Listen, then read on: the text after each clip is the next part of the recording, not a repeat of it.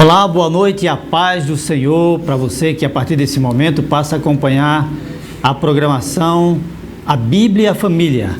Nós queremos dar boas-vindas a você e dizer que nosso intuito é levar a palavra de Deus, trazendo sempre o foco, como foco a família cristã, e você é convidado a compartilhar com os seus amigos, seus irmãos, essa programação que certamente será uma bênção na vida de todos aqueles que tiverem oportunidade de assistir, de participar. Eu sou o Ronaldo Costa e esse programa, a Bíblia e a Família, é um oferecimento de um dos departamentos da nossa igreja, o Departamento Ministério Família Cristã, que trabalha essa área da família aqui na Igreja Assembleia de Deus em Santa Rita, que está localizada aqui bem pertinho do Campo Teixeirão. Nós vamos fazer uma oração, iremos ouvir uma canção e logo em seguida estarei apresentando aquele que estará conosco aqui, nos trazendo a palavra de Deus para a sua vida, para a vida da sua família. Ore conosco nessa noite em nome de Jesus. Santo Deus, nosso Pai, nós queremos te louvar, te dar graças, te oferecer, Senhor, nossa gratidão por tudo que tu tens feito nas nossas vidas, por tudo que tu tens feito a partir dessa programação.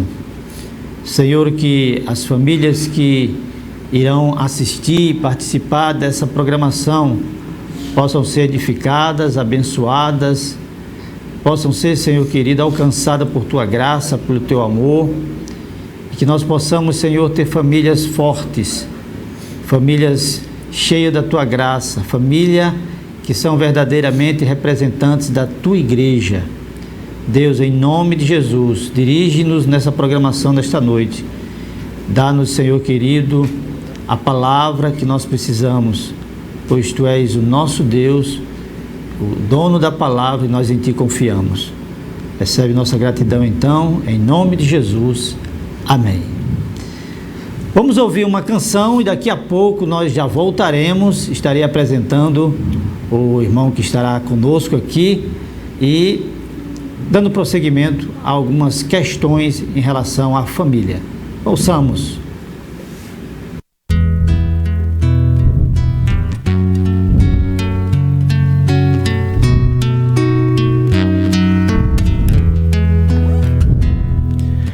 Quando a noite fica mais escura, é sinal que o dia vai raiar. Quando a dor se torna mais intensa, é sinal que logo vai passar. Quando as folhas caem de uma árvore, é sinal que as flores logo vêm. E depois das flores vêm os frutos. Não desanime, Deus não despreza ninguém. Deus nunca deixa o seu servo aqui sozinho. Deus não permite o inimigo lhe vencer.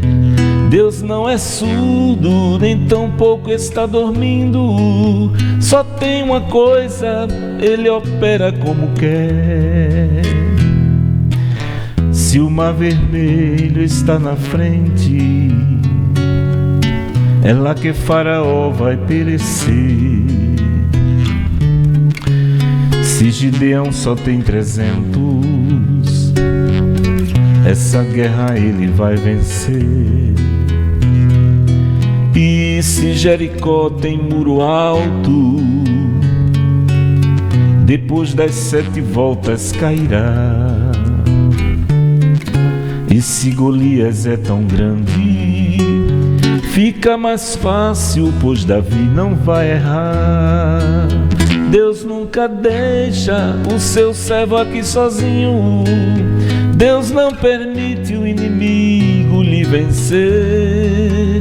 Deus não é surdo, nem tampouco está dormindo.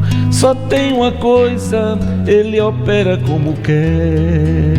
Deus nunca deixa o seu servo aqui sozinho. Deus não permite o inimigo lhe vencer. Deus não é surdo, nem tampouco está dormindo. Só tem uma coisa, Ele opera como quer.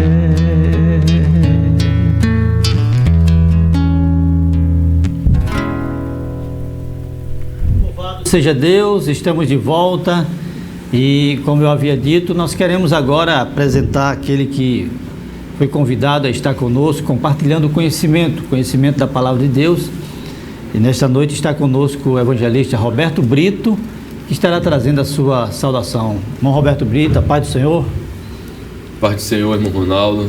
É um grande prazer estar aqui mais uma vez, participando deste programa, A Bíblia e a Família. Este programa que tem abençoado muitas famílias que estão sempre conectadas, né, com a programação aqui da Igreja Evangélica Assembleia de Deus. E para mim é uma honra poder estar participando mais uma vez nesta noite. Muito bem, nós estamos numa série de programas onde nós estamos expondo a carta de Efésios, né, que é uma carta onde a família ela é tratada, onde a igreja é tratada como família, e nós estamos utilizando o livro Família Integrada, da doutora Givanete, que traz uma visão, traz uma análise de Efésios, levando em consideração, tendo como foco a família. E hoje nós estamos aí no finalzinho do capítulo 2 desse livro e queremos trazer alguns temas aqui que serão abordados pelo nosso evangelista. E, irmão Roberto Brito, família é um reflexo do Deus Trino.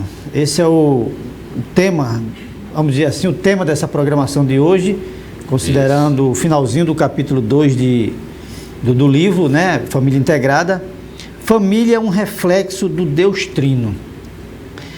Como é possível a família refletir o Deus Trino? Muito bem.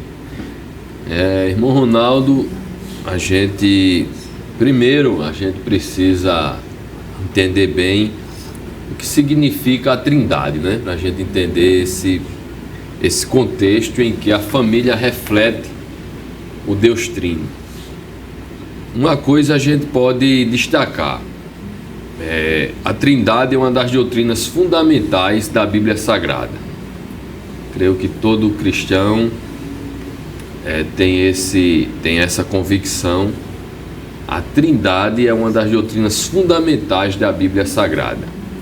E eu achei muito interessante a abordagem desse livro, né, no finalzinho do capítulo 2, como você falou, que traz esse tema. Porque a gente precisa entender que toda boa teologia, ela deve levar-nos a uma vida prática, né? E assim também com respeito à doutrina da Trindade. Então a Trindade nós vemos desde o livro do Gênesis. A gente pode observar na Bíblia, né, que a Trindade ela está presente desde o livro do Gênesis, no capítulo 1. É bem verdade que não existe o nome Trindade na Bíblia, em toda a Bíblia não existe, mas nós sabemos que a Trindade ela é essa doutrina que nos ensina que existe um único Deus que subsiste em 3 pessoas distintas, que é Deus Pai, Deus Filho e Deus Espírito Santo.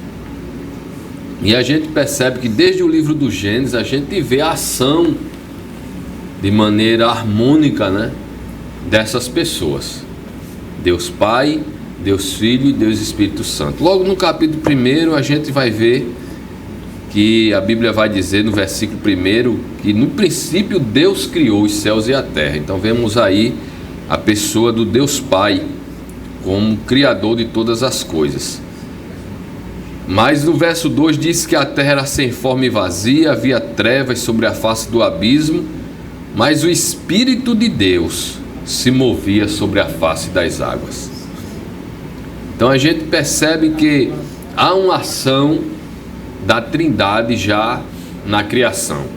E quando chega na criação do homem, a gente vai perceber Deus criando todas as coisas de maneira sempre se apresentando Ele como Deus Criador, criando todas as coisas. Mas quando vai criar o homem, no versículo 26, está escrito aí: e Deus disse, façamos o homem, nessa tradução que eu estou usando, que é a Nova Almeida atualizada, ela diz que a expressão é essa: façamos o ser humano a nossa imagem conforme a nossa semelhança. Veja que as expressões estão no plural. Então Deus aqui está criando o homem e a gente percebe a ação da Trindade na criação do homem. Então Deus criou o homem conforme a sua imagem, conforme a sua semelhança. Então, embora a gente não tenha a palavra Trindade na Bíblia, isso parece ter sido um termo que foi criado após, bem após, né? Mas nós podemos ver a presença de Deus Pai, Deus Filho e Deus Espírito Santo dentro do texto bíblico. E eles são retratados de maneira independente um do outro. E todos os três possuem mesmas características, os mesmos atributos de Deus. Se Deus diz, façamos, então todos estão dentro desse contexto, né? Então Deus é eterno, o Filho é eterno, o Espírito Santo é eterno. Deus é todo-poderoso, o Espírito Santo também é todo-poderoso, Jesus é todo-poderoso. Deus é onisciente, é onipotente, é onipresente, e assim também é o Filho. Certo. Então existe essa concordância, né? Essa comunhão. E outra coisa interessante é que você não vê nenhum ser da Trindade entrando em rota de colisão. A Bíblia não mostra isso em nenhum versículo. Há uma comunhão perfeita e plena. Agora, para concluir a resposta, como é possível, né, a família, não foi essa pergunta, refletir essa Trindade? Isso. Exatamente, porque no capítulo 2 de Gênesis, a gente vai observar no versículo 24, Deus criando a família, né, instituindo a família. Então veja, se o homem tem a imagem de Deus, quer dizer, o reflexo de Deus, então quando Deus institui a família, é para que esse reflexo esteja na família, dentro da sua harmonia e também dentro da sua diversidade. Então veja que no versículo 24 do capítulo 2, Deus instituindo, né, o casamento, está escrito: por isso o homem deixará pai e mãe e se unirá à sua mulher, tornando-se os dois uma só carne. Olha que expressão interessante. Alguém chama a matemática de Deus, né? Diferente da do homem, porque enquanto a gente aprende que 1 mais 1 é 2, aqui Deus nos mostra que 1 mais 1 é 1. Então, uma só carne, o homem e a mulher. Então vemos aqui essa harmonia que Deus estabelece para que a sua glória seja refletida dentro da família. Ok. Evangelista, agora você falou que a Trindade, existe uma harmonia entre a Trindade, existe uma unidade, né, na diversidade, vamos dizer assim.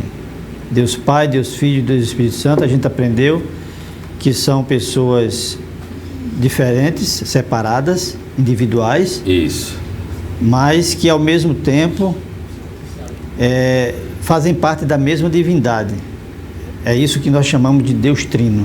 Isso. E existe uma harmonia, né? existe uma harmonia.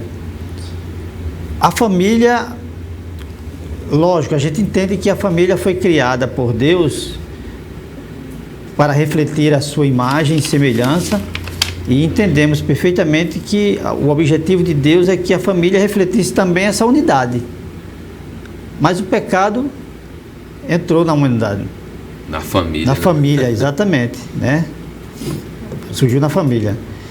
E agora, a gente percebe que depois do pecado, a individualidade dos seres humanos agora mexeu com o egoísmo de cada um se vivia para si agora, né? E aí como é possível dentro de uma diversidade a família refletir a Trindade? Dentro dessa diversidade que hoje nós podemos chamar do egoísmo humano, porque quando Deus falou com Adão, ele disse, olha, foi a mulher que tu me deste, a mulher botou, nunca foi ele. Isso reflete um egoísmo, coisa que não existe na Trindade, né? Isso veio a partir do pecado. E a partir daí, como é possível a família, dentro dessa diversidade, refletir a Trindade? A gente percebe que, a gente entende que quando a gente fala da Trindade, a gente está falando de uma harmonia perfeita, sem igual. Não existe nada, nem ninguém que se assemelhe, que seja igual à Trindade. Porém, a família deve refletir, é um reflexo da Trindade, né? Então, em que aspecto? Veja bem, existe uma harmonia na Trindade que é inigualável, mas existe a diversidade, cada um tem a sua função. Até na obra da salvação, a carta de Paulo aos Efésios nos mostra, né, que Deus planejou salvação, o Filho executou o projeto, né, através do seu sacrifício na cruz, e o Espírito Santo aplica a salvação quando ele nos sela somos selados com o Espírito Santo. Então, existe essa harmonia e existe essa diversidade. E na família também deve refletir. Por quê? Quando a gente vai lá para a carta de Paulo aos Efésios, se você puder acompanhar, Efésios capítulo 5, a gente vai perceber que é possível a família refletir a Trindade, nesse sentido de funcionalidade. Tá entendendo? Porque Deus estabeleceu, apesar do casal, como a gente leu lá em Gênesis 2:24, formar uma só carne, mas cada um tem a sua função. Isso reflete a Trindade. Então, quando a gente vai lá para a carta aos Efésios, capítulo 5, a gente vai ver Deus estabelecendo, através dos princípios bíblicos, aqui na teologia paulina, a funcionalidade de cada membro da família. De maneira que, se cada um cumprir a sua função, vai haver uma harmonia. Isso aí vai glorificar o nome de Deus, isso aí vai refletir o Deus Trino. E, por exemplo, você vai ver aqui no capítulo 5, Paulo começa falando dos deveres da esposa, no versículo 25. Quando ele diz que a esposa, ela deve estar sujeita ao seu próprio marido, como ela se sujeita ao Senhor. No versículo 23 ele diz que o marido é o cabeça da esposa, como também Cristo é o cabeça da igreja. No versículo 25 ele vai falar agora da função do marido, quanto a mulher deve se submeter. Depois a gente vai falar um pouco ainda sobre isso. Mas no versículo 25 ele vai dizer que na contrapartida o homem, o marido, deve amar sua esposa como também Cristo amou a igreja e se entregou por ela. Então a mulher se submete, o marido ama, a exemplo de Cristo, a mulher se submete a exemplo da igreja que se submete a Cristo. E no capítulo 6 você vai ver o papel dos filhos. Tem também a relação dos pais com o filho e dos filhos com o pai.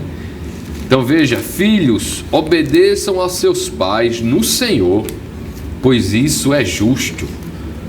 Então o dever dos filhos é obedecer aos pais. Segundo, honre a seu pai e a sua mãe. É dever dos filhos honrar o pai e a mãe, porque isso é o primeiro mandamento com promessas.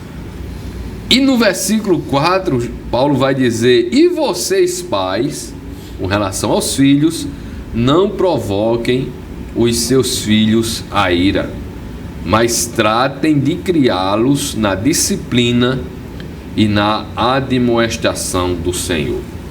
Então veja, tem o dever da esposa, a função da esposa, a função do marido, a função do pai para com o filho, os deveres dos pais para com os filhos e também dos filhos para com o pai. Então, quando cada um cumpre a sua função, isso aí reflete uma harmonia que relembra, né? É reflexo do Deus Trino. Muito bem. Então, cada membro da família tratando de cumprir o seu papel dentro da família, vai consequentemente levar a família a uma harmonia. Exatamente. E essa harmonia vai exatamente refletir a unidade harmônica que existe na Trindade Santa. A gente pode entender isso. Eu estava lembrando aqui, enquanto você falava disso aí, eu me lembrei da oração de Jesus em João capítulo 17, né? Jesus, ele faz uma oração muito interessante aqui em relação à unidade da igreja, que é a família de Deus, né? E quando a gente fala da igreja de Deus, a gente já falou aqui no início da programação que o livro de Efésios e o livro da doutora Giovanetti, falando sobre família integrada, ela expressa muito bem isso. O livro de Efésios, ele traz diretrizes, traz princípios de Deus. Paulo expõe princípios para a igreja, que é família de Deus, né? E a doutora Giovanetti diz que esses princípios que Paulo traz para a igreja são princípios que podem ser aplicáveis, que podem ser aplicados à família, e que, se aplicado à família, se cumprido na família, vai fazer com que a família funcione como Deus quer que funcione. E aqui no João capítulo 17, uma das coisas que Jesus enfatizou, o desejo dele orando ao Pai, no versículo 20, ele diz assim: não peço somente por estes, né? Estava orando por nós também, mas também por aqueles que vierem a crer em mim. Então, todos nós agora aqui no século 21 estávamos presentes na oração de Jesus, a fim de que todos sejam um. Isso ele ora em favor da igreja. Né? Então, um dos princípios de Deus para a igreja, a família de Deus, é a unidade. Agora, é uma unidade tal que ele continua dizendo: e como tu, ó Pai, estás em mim e eu em ti, também eles estejam em nós, para que o mundo creia que tu me enviaste. Então é uma expectativa muito grande de Deus aqui. Uma conexão muito linda, não é? Muito forte mesmo. Eles sejam um, mas eles não sejam um apenas em si, mas eles sejam um em nós. A exemplo do que nós somos, né? Jesus diz, né? Assim como eu estou no Senhor. Exatamente. Agora veja o grau de unidade que Deus espera da sua igreja, né? Da sua igreja. A unidade, assim como eu e tu, ó Pai, somos um. Então, E isso, né, reflete a glória de Deus. Jesus deixa muito claro, né? O mundo vai crer que tu me enviaste. O mundo vai crer, vai se render quando ele perceber isso. Exatamente. E no mundo que nós estamos vivendo hoje, né? Eu acho que o núcleo chamado família, ele tem muito mais. Se ela funciona como uma representante da igreja, isso se torna muito claro quando existe uma harmonia, quando o povo consegue enxergar na família uma harmonia no meio de tantas famílias, né, infelizmente vivendo uma vida tão difícil, né, uma desarmonia tão grande, quando uma família aparece com essa harmonia, é fácil de se perceber que é uma família diferente, né, uma família que faz parte da família de Deus. Muito bem. Então, você falou aí dos papéis Isso. de cada membro da família, né? Agora, pensando no homem como líder do lar, como essa liderança pode ser refletida, pode refletir a glória de Deus? De que forma o homem deve liderar? Porque existe uma interpretação muito errada, sobretudo nesse tempo em que nós vemos uma militância muito forte, né, por parte do feminismo. Isso. Existe uma interpretação muito errada quando se diz que a mulher deve ser sujeita ao marido. Essa palavra sujeita ao marido traz de forma muito clara que o marido é líder sobre a mulher, né? Agora, essa liderança, como é que ela reflete a glória de Deus? Pode refletir a glória de Deus de forma que essa palavra sujeita não perca, ela venha perder esse significado tão pejorativo que existe no meio do mundo. Nos dias atuais, né? A gente percebe o seguinte: de fato, hoje está muito complicado falar sobre esses papéis, né, dentro do lar. E, sobretudo, a gente vai perceber que é exatamente o abandono desses papéis que tem levado a família a se destruir. E quando se fala do homem, né, é interessante que estamos se aproximando aí do Dia dos Pais. Uhum. É interessante a gente perceber que Deus que estabeleceu, e isso é tão claro na Bíblia, a liderança do homem, o papel do homem como líder, como cabeça, né? Que a Bíblia vai comparar exatamente o papel do homem, ele é comparado a Cristo como cabeça da igreja. Enquanto a mulher ela é comparada com a igreja que tem suas falhas, exato, o homem é comparado com Cristo que é perfeito. É peso, né? Sendo que Cristo, ele santifica a igreja. Uhum. Agora, o homem só tem essa condição de fazer isso quando ele cumpre o seu papel. Então hoje estamos vivendo uma grande crise. Não é muito fácil, a gente sabe que não é fácil. Eu sou esposo, sou pai, inclusive queria aproveitar o espaço, né, para mandar uma saudação para minha família, minha esposa, meus muito 3 bem. filhos. E a gente sabe que não é fácil, até porque estamos sendo bombardeados todos os dias com essas ideologias. Mas, porém, a Bíblia nos afirma de maneira muito clara que o homem está aqui na carta de Paulo aos Efésios, como a gente falou, no capítulo 5. Eu acho muito interessante, de uma profundidade muito grande, essas expressões que o apóstolo Paulo usa, quando ele diz, no versículo 25, maridos, cada um de vocês ame a sua esposa. Aí ele cita um exemplo.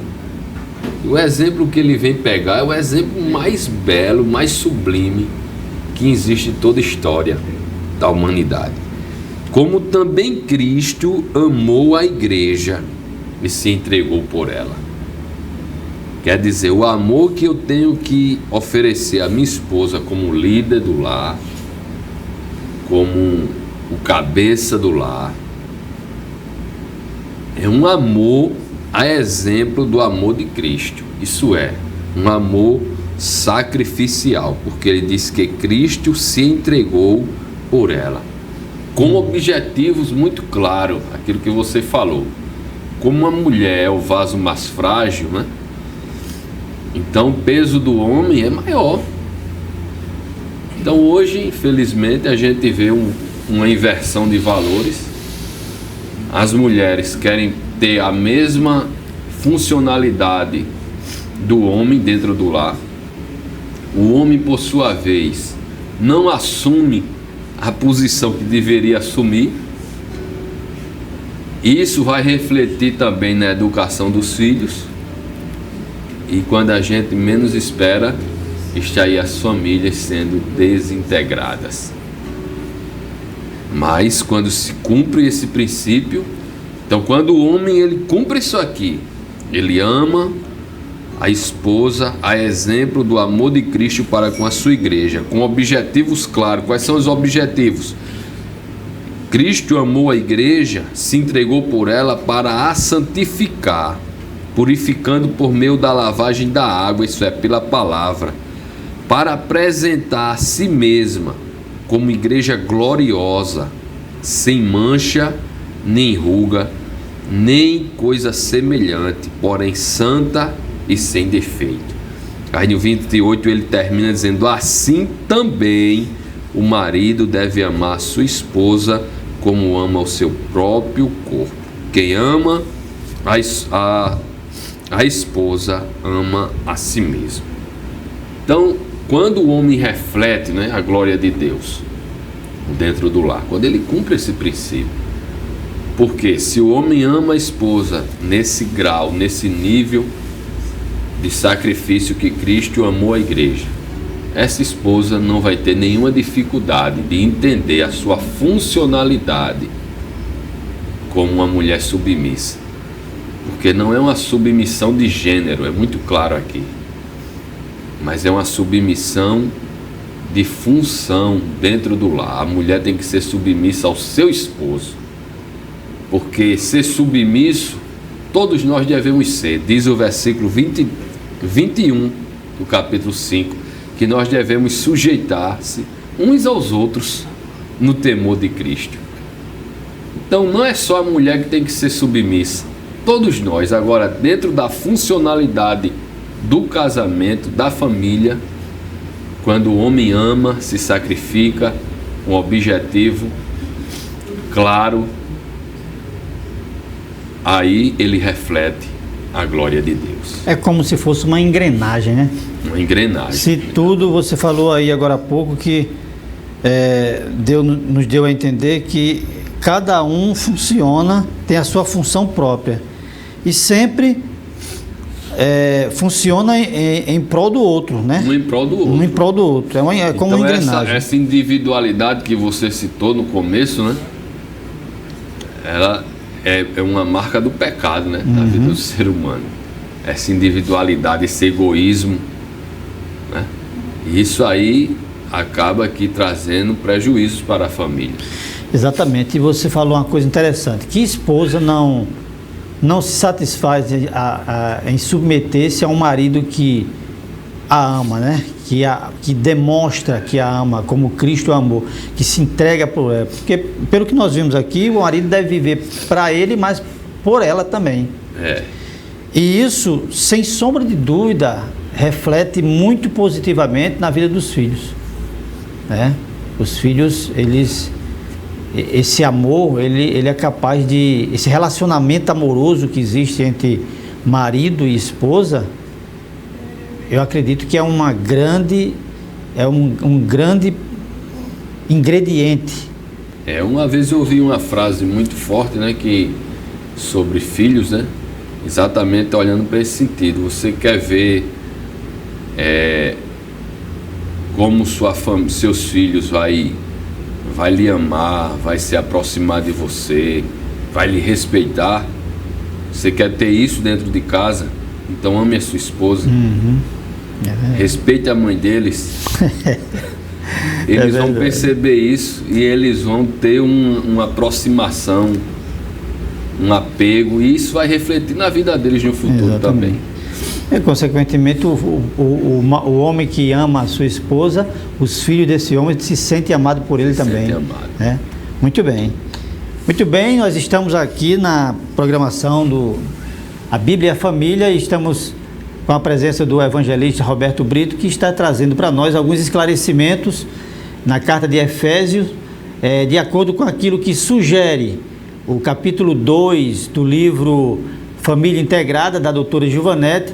Ali no finalzinho do capítulo 2, nós temos essa temática de família, um reflexo do Deus Trino. Isso. Nós vamos para uma música, nós vamos ouvir uma canção agora e daqui a pouquinho nós voltaremos com mais algumas perguntas, com mais conhecimento para você e também para mim.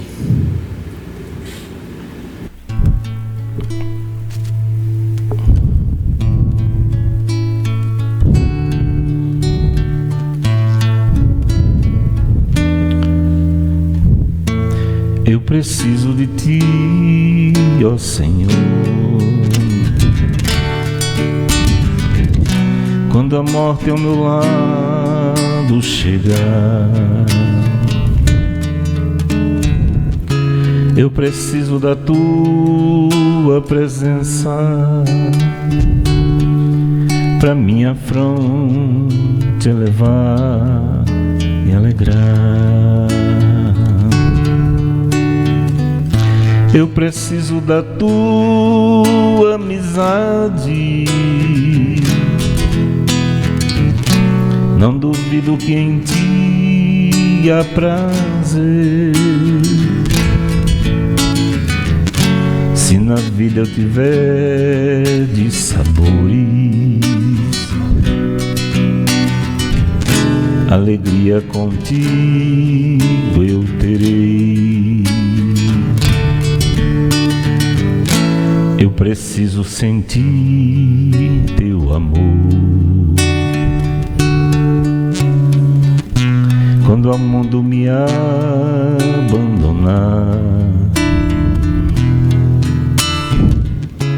se ao teu lado as angústias desfazem,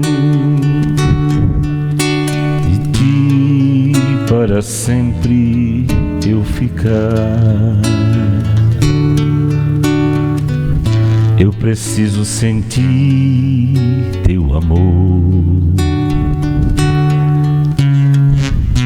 Quando o mundo me abandonar,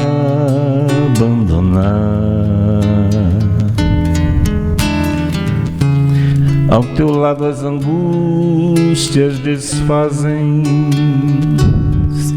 se bem perto de ti eu ficar. Eu preciso da tua amizade. Não duvido que em ti há prazer. Se na vida eu tiver de sabores, alegria contigo eu terei. Eu preciso de ti, ó Jesus. És o amigo na tribulação.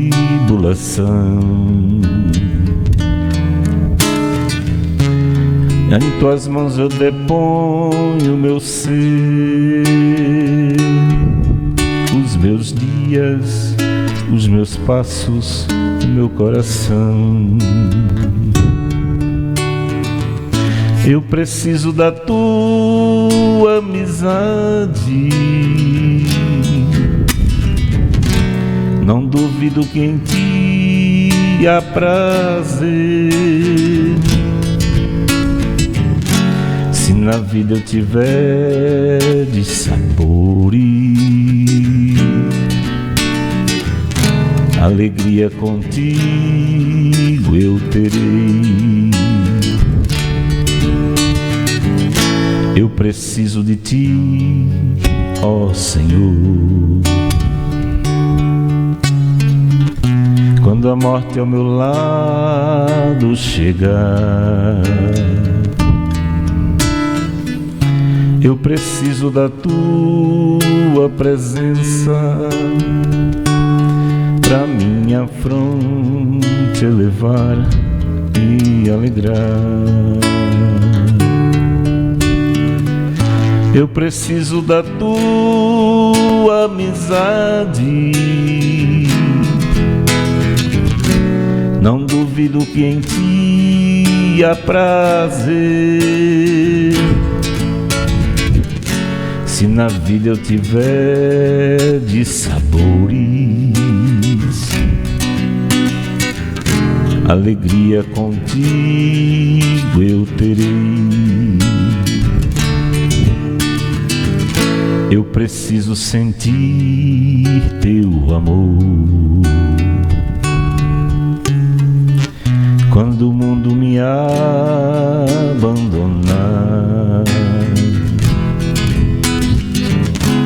ao teu lado as angústias desfazem. Se bem perto de ti, para sempre eu ficar. Eu preciso da tua amizade. Não duvido que em ti há prazer. Se na vida eu tiver de sabores,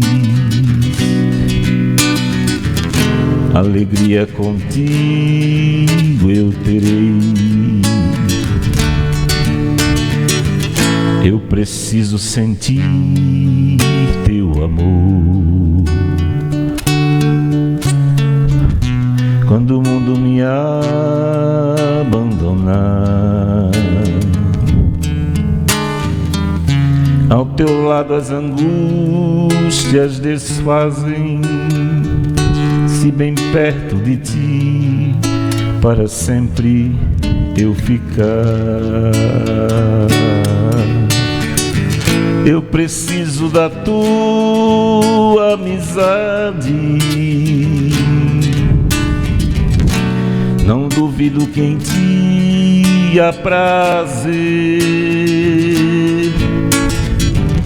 Se na vida eu tiver de sabores, alegria contigo eu terei. Eu preciso de ti, ó Jesus. És o amigo na tribulação. Em tuas mãos eu deponho o meu ser, os meus dias, os meus passos e o meu coração. Eu preciso da tua amizade.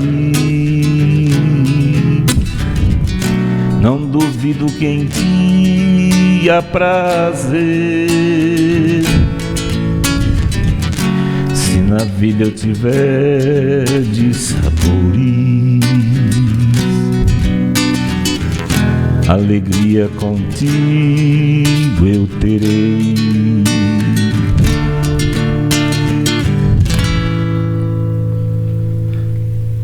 Louvado seja Deus. Estamos voltando com o programa A Bíblia e a Família e estamos aqui com o evangelista Roberto Brito, que está trazendo alguns esclarecimentos da palavra de Deus em relação à família, como sempre acontece aqui no programa A Bíblia e a Família. E nós estamos dando continuidade a uma série de estudos que tem como base o livro A Bíblia, Família Integrada, da doutora Givanete, que é, na verdade, uma exposição da carta de Paulo aos Efésios, tendo como foco principal a família. E hoje nós estamos aí terminando o capítulo 2 desse livro. O tema de hoje nós estamos tratando família, o reflexo do Deus Trino. E, irmão Roberto Brito, na Bíblia nós podemos encontrar várias metáforas sobre a igreja, que, Exato. como nós já falamos aqui, é tratada como família de Deus na carta aos Efésios.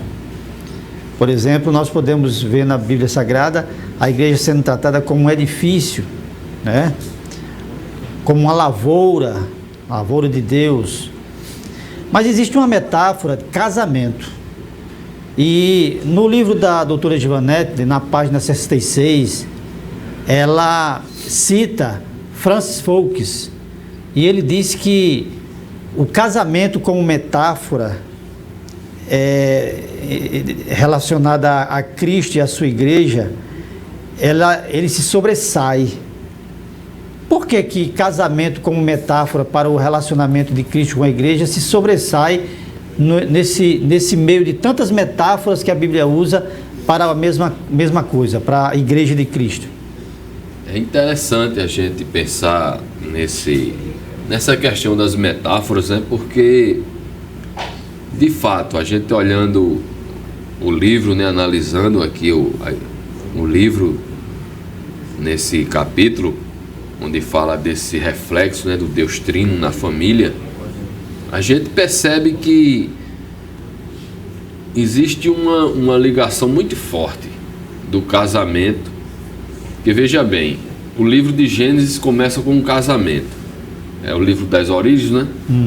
Então tá lá a instituição da família. Antes de existir sociedade, Deus estabeleceu a família.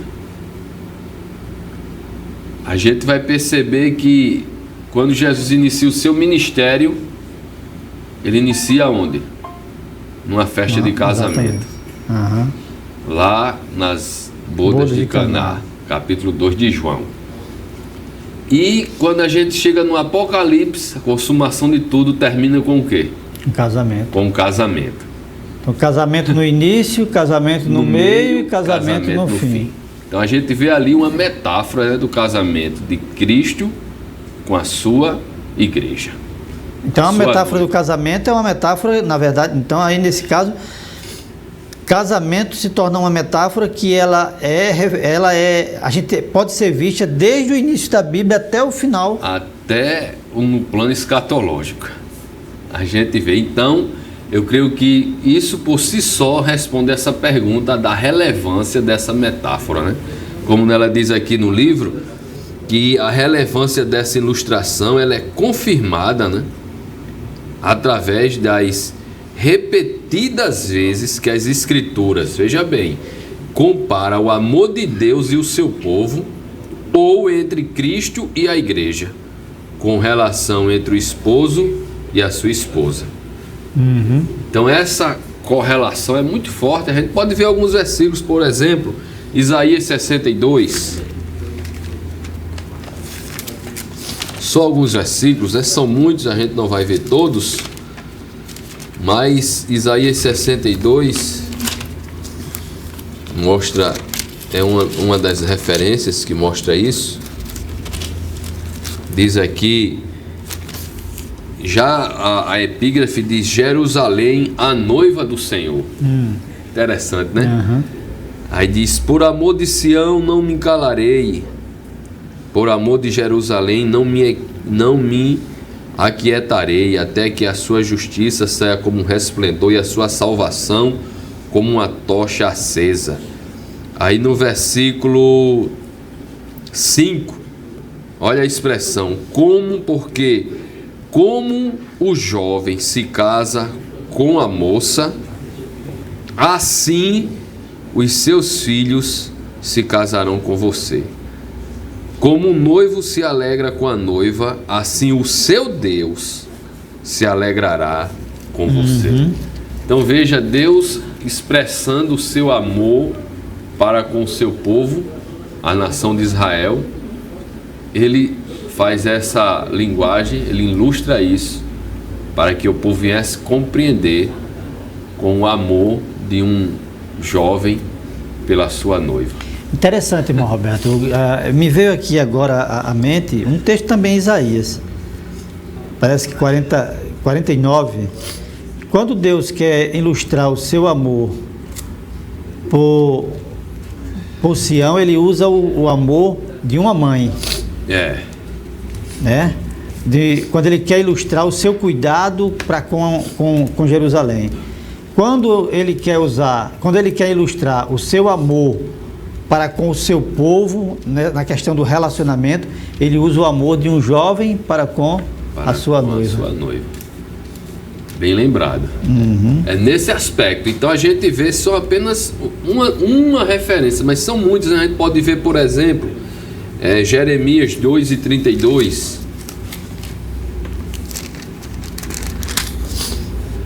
Diz aqui: por acaso uma virgem se esqueceu dos seus enfeites? Ou uma noiva se esquece do seu véu? Mas o meu povo se esqueceu de mim por dias sem fim. Deus aqui está o quê? Está denunciando a indiferença, a infidelidade, não é? Do seu povo, a frieza para com ele. Aí Deus usa a ilustração, o exemplo de quem? O casamento de uma noiva. De uma noiva. Então Deus diz: por um acaso uma virgem, ela se esquece dos seus enfeites? Por um acaso uma noiva se esquece do seu véu? Então veja que Deus está usando uma linguagem que o povo compreende, que o povo sabe na sua profundidade. E assim vai até no Novo Testamento, por exemplo, 2 Coríntios 11. Só essa referência e mais uma, para a gente terminar esse pensamento. 11 e o verso 2.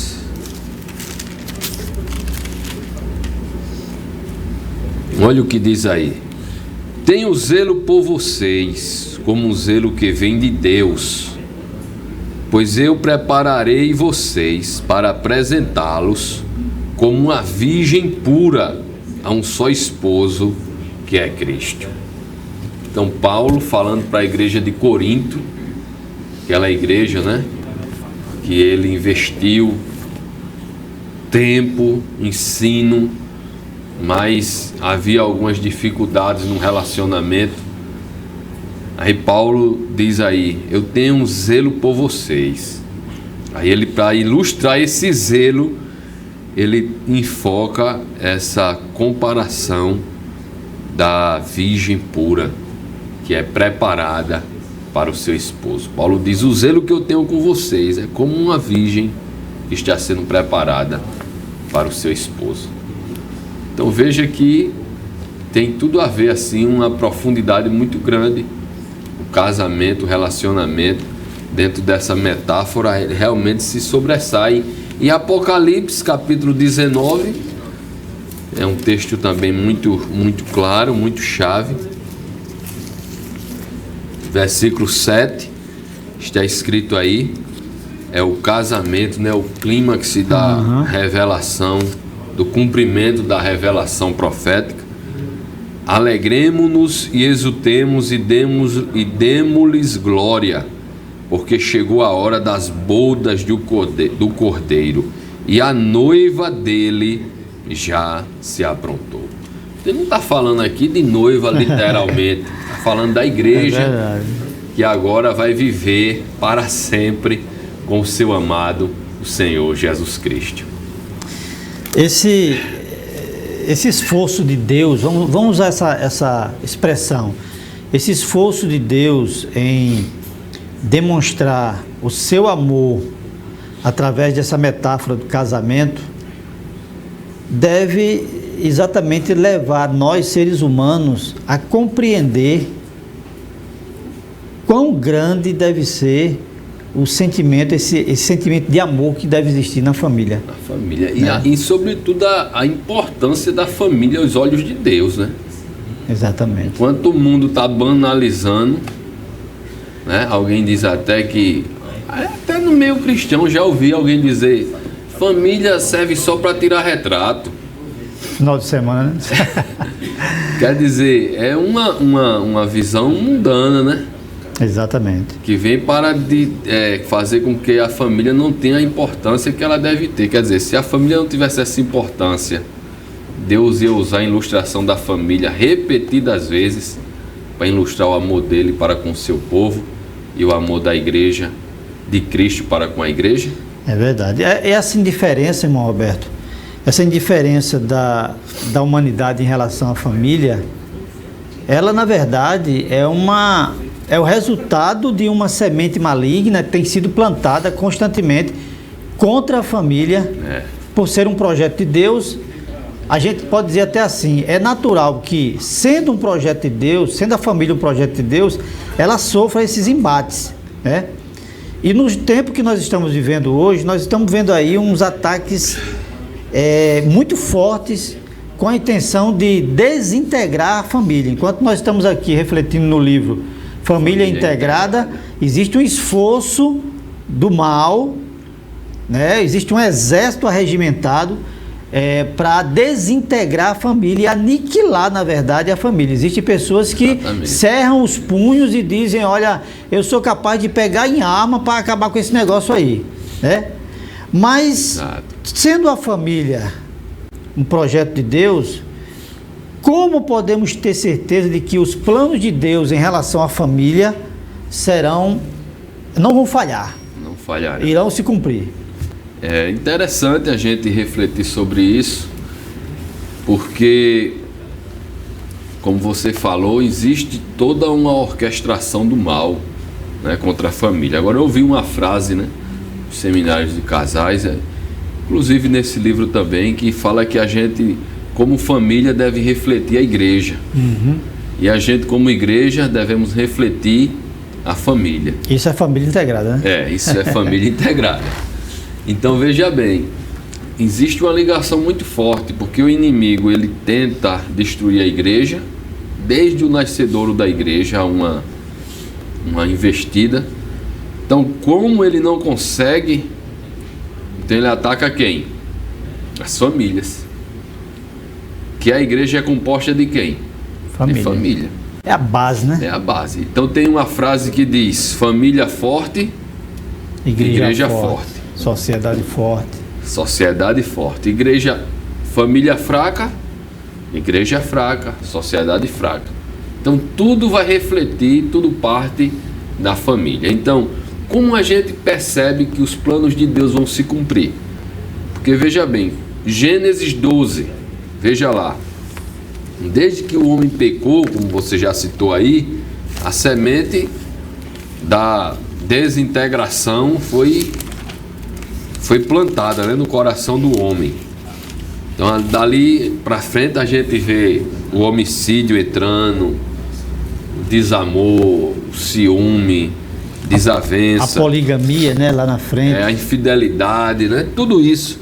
Mas no capítulo 12, quando Deus chama Abraão para quê? Para, através de Abraão, Deus fazer com que o povo dele venha a existir, né? Abraão é o pai dessa nação que Deus ia levantar. No versículo 3, Deus promete a Abraão: abençoarei aqueles que te abençoarem e amaldiçoarei aqueles que o amaldiçoar. Em você serão benditas todas as famílias da terra. Então Deus está dizendo: eu vou levantar um povo, Abraão, uma nação através de você. Mas esse projeto não vai se resumir só a essa nação, não. Através dessa nação, todas as outras nações da terra serão abençoadas. Todas as famílias da terra. Todas as famílias da terra. De forma específica, Deus fala sobre família. Exatamente. Tem muito claro aqui o projeto de Deus para com a família.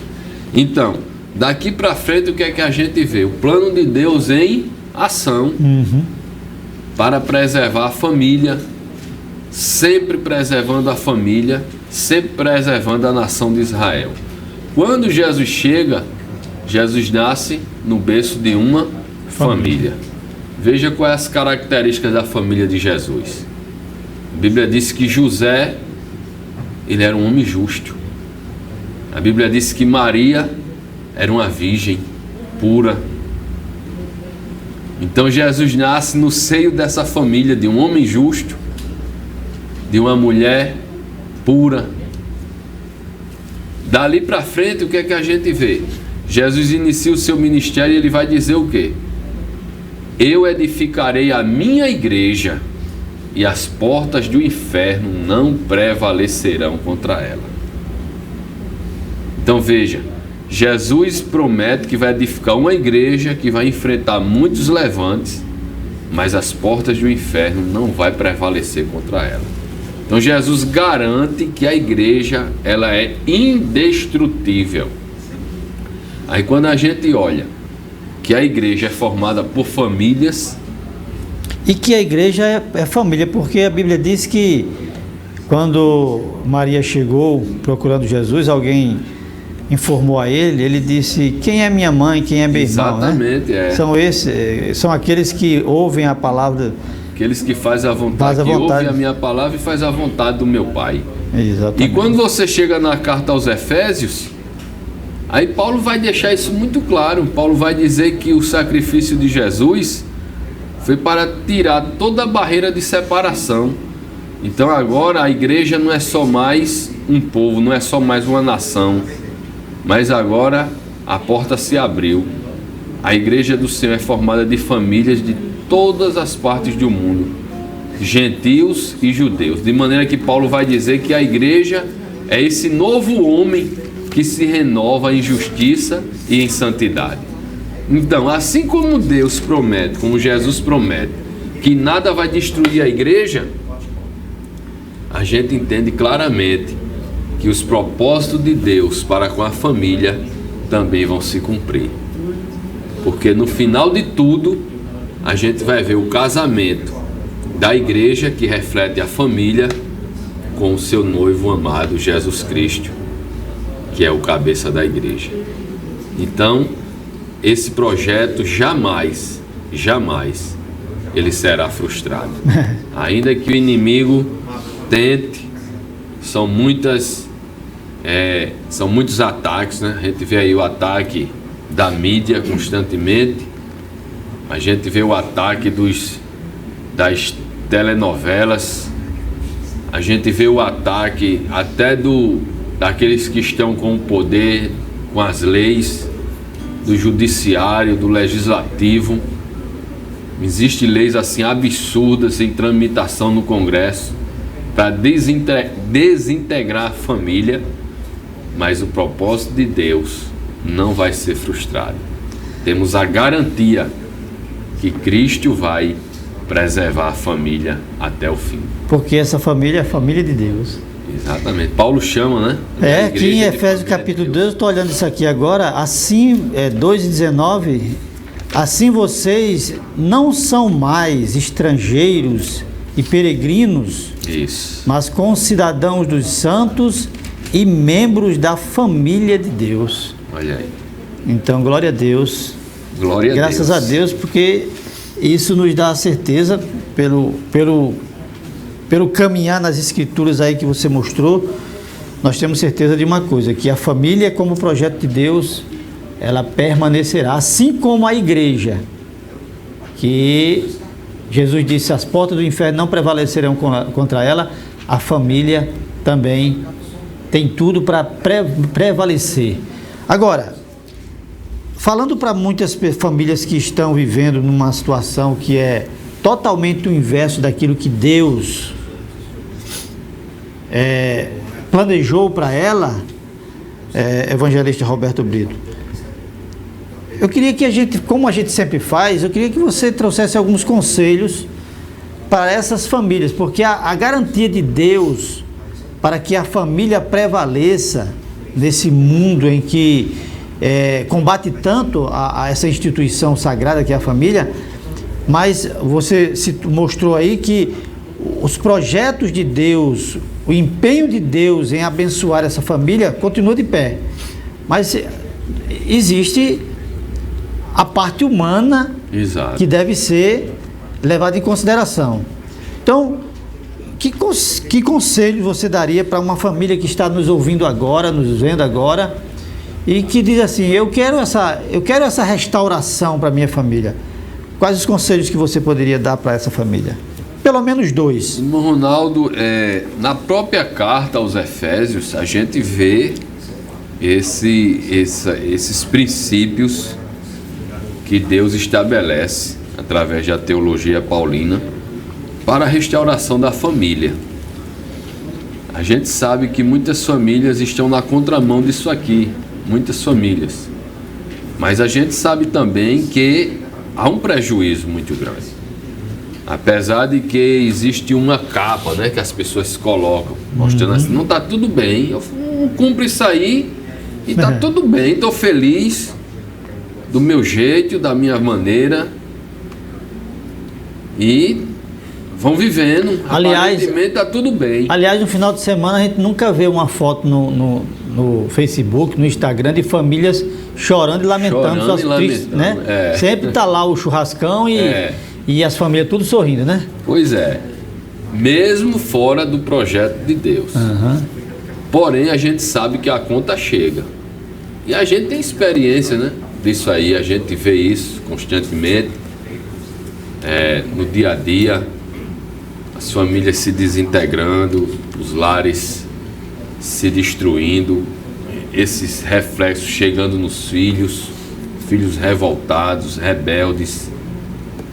Uma vez eu vi uma frase muito forte, eu não sei assim a fonte, mas de uma pessoa assim, palestrando sobre família, dizendo que o divórcio é algo tão forte que muitos filhos preferem, uma pesquisa que foi feita, muitos filhos preferem a morte, preferem ver a morte dos seus pais do que ver eles se divorciando.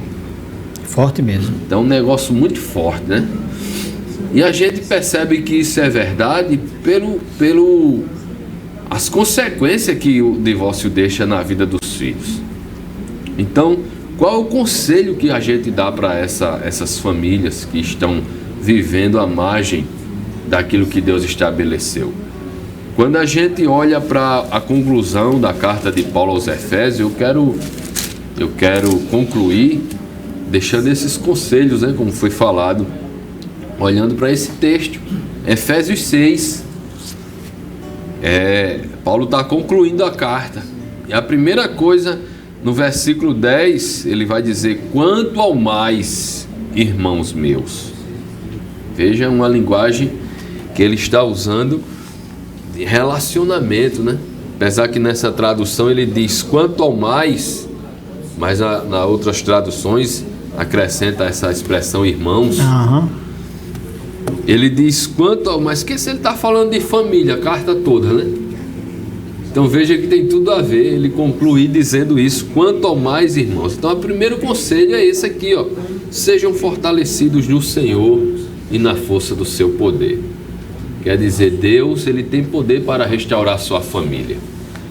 Se você perceber que a sua família está se desintegrando, se você perceber, ver os sinais que sua família está caminhando para uma destruição, para uma separação, para um lapso, então busque a Deus, busque em Deus a solução, porque Deus, ele tem prazer em restaurar a tua família, em restaurar nossas famílias.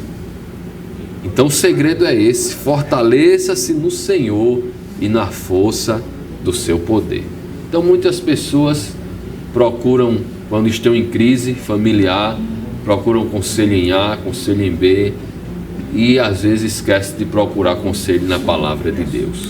E é muito comum, evangelista, nesse procurar conselho em A e conselho em B, encontrar sempre aqueles, já que estamos vivendo num mundo tão controverso em relação à família, é muito mais fácil encontrar alguém que diga assim: rapaz, vamos, separa mesmo. Não é? Exatamente. Mas não é o conselho de Deus. Porque as pessoas não querem enfrentar os problemas. As pessoas querem as soluções mais rápidas. Mas ainda olhando para o texto, você disse 2 conselhos. O segundo conselho é esse: entenda que a gente, para manter nossa família de pé, é uma guerra.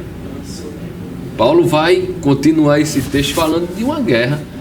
E é interessante que nessa tradução aqui, versículo 12, ele diz: porque a nossa luta não é contra a carne, não é contra o sangue e a carne, mas contra os principados e as potestades, contra os dominadores deste mundo tenebroso, contra as forças espirituais do mal nas regiões celestiais. Mas na tradução, acho que é na Nova Versão Internacional, diz claramente: a nossa luta não é contra seres humanos. Pois a nossa luta não é contra pessoas. Não é contra pessoas. Em outra tradução diz: não é contra seres humanos. A NTL, a linguagem de hoje diz assim: pois nós não temos que lutar, pois nós não estamos lutando contra seres humanos. É essa aí que eu estava querendo. Não estamos lutando contra seres humanos. Então, entenda isso, a gente está numa guerra, e essa guerra tem influência maligna. E o texto vai dizer que esse nosso inimigo, ele usa estratégias, métodos para desintegrar nossa família. Ele usa. Então é preciso a gente entender que estamos em uma guerra e a gente precisa se posicionar para enfrentar essa batalha. Não com a nossa própria força, mas com a força que vem do Senhor. Então, muito fácil você querer desistir de tudo, jogar tudo para o ar e querer achar que os seus problemas vão ser resolvidos assim. Mas, na verdade, o que a experiência nos mostra é que os problemas se avolumam ainda mais. Muitas pessoas que desistiram de sua família deixam mágoas semeadas, amarguras, traumas, e às vezes constitui um novo casamento que as estatísticas mostram que a maioria não permanece, não consegue permanecer, porque os problemas existem para serem enfrentados.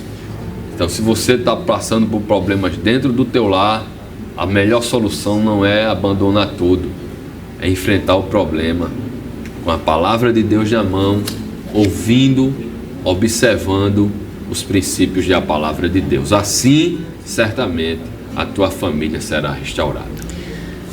Glória a Deus, graças a Deus por tudo que Deus tem nos dado nessa programação. Creio que você tem sido bastante edificado. São palavras que expressam a verdade de Deus para a sua família, palavras que expressam o que Deus deseja cumprir em sua família.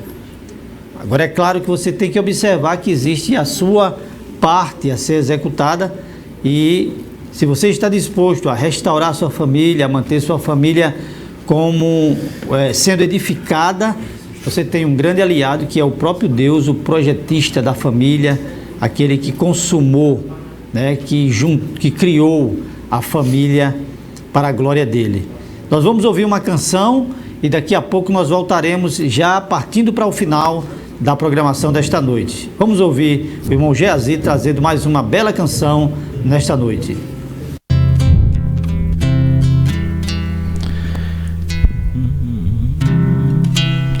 O amor possui a fórmula perfeita de transformar sofrer em um mar de alegria e sentimentos que fazem renascer. O caído, quando encontra alguém de Cristo que fala de amor, toda lágrima se extingue nessa hora, a solidão e a dor. O amor seguramente é o remédio para o tédio que maltrata alguém sofrido. Não está perdido aquele que procura a solução no amor.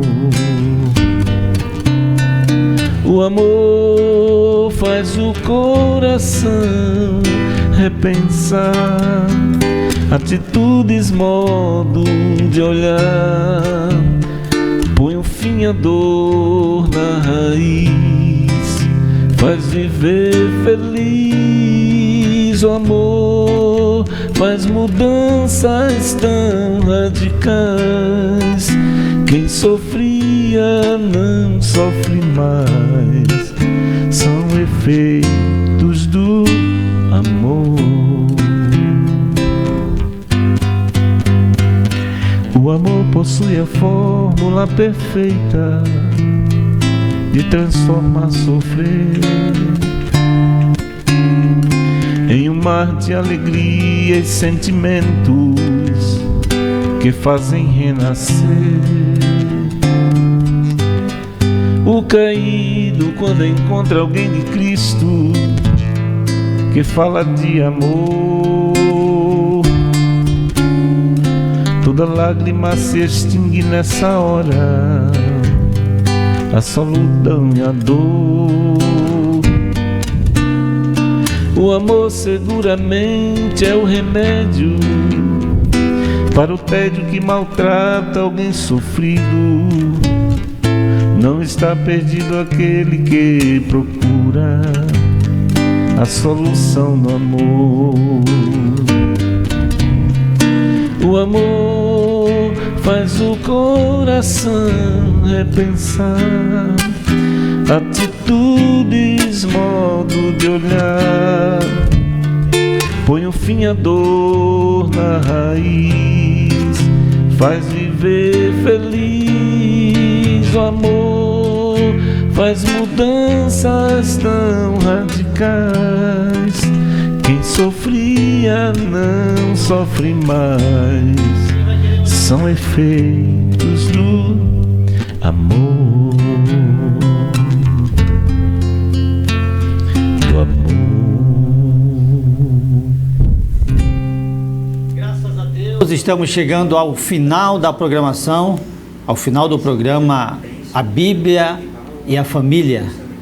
E nós queremos pedir que o nosso evangelista Roberto Brito traga suas considerações finais, e ele mesmo vai fazer uma oração por todos os ouvintes, por todos aqueles que nos assistem, que nos assistirão, aliás, também, né, nas próximas horas ou nos próximos dias.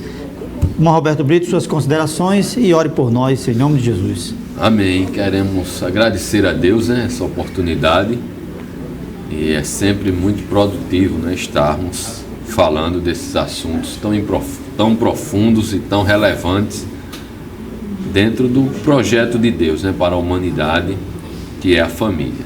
Então, que Deus possa continuar abençoando a direção da nossa igreja, que essa visão, né, possa continuar sendo ampliada dentro dessa proposta, né, de abençoar as famílias com a exposição da palavra de Deus. Então vamos orar, pedindo a Deus que venha continuar com as suas mãos estendidas sobre a nossa família, que a nossa família possa resistir, né, todos os ataques que vêm sendo feitos, né, contra as famílias, e também orar por aquelas famílias que já estão precisando, né, de uma restauração. Cremos que Deus é poderoso para restaurar. Então oremos ao Senhor.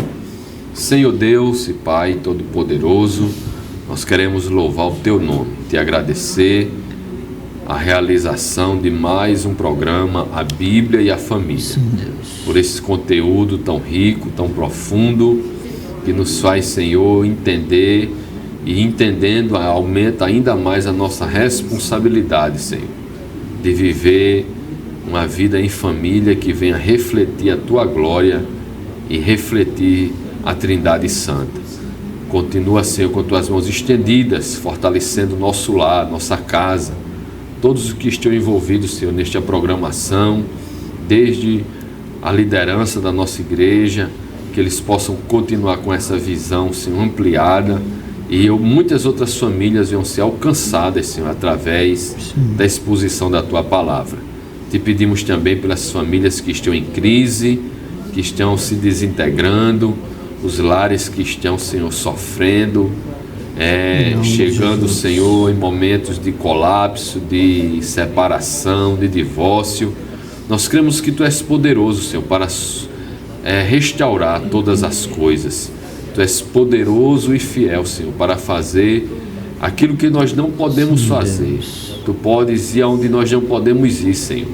Tu podes fazer um deserto florescer. E nós cremos, Senhor, que nada é impossível para Ti. Por isso Te pedimos, socorre as famílias, sustenta, restaura, fortalece, para que o Teu nome, Senhor, venha a ser glorificado ainda mais. Muito obrigado, Pai, por tudo. É a nossa oração no nome poderoso de Jesus. Amém. Amém. Graças a Deus. Nós queremos agradecer a sua audiência, queremos agradecer a você que participou conosco e estamos esperando você na próxima semana com mais um programa A Bíblia e a Família. Que Deus abençoe a sua vida, que Deus abençoe a sua casa e que Deus possa operar milagres no seu lar. Até a próxima semana, em nome de Jesus.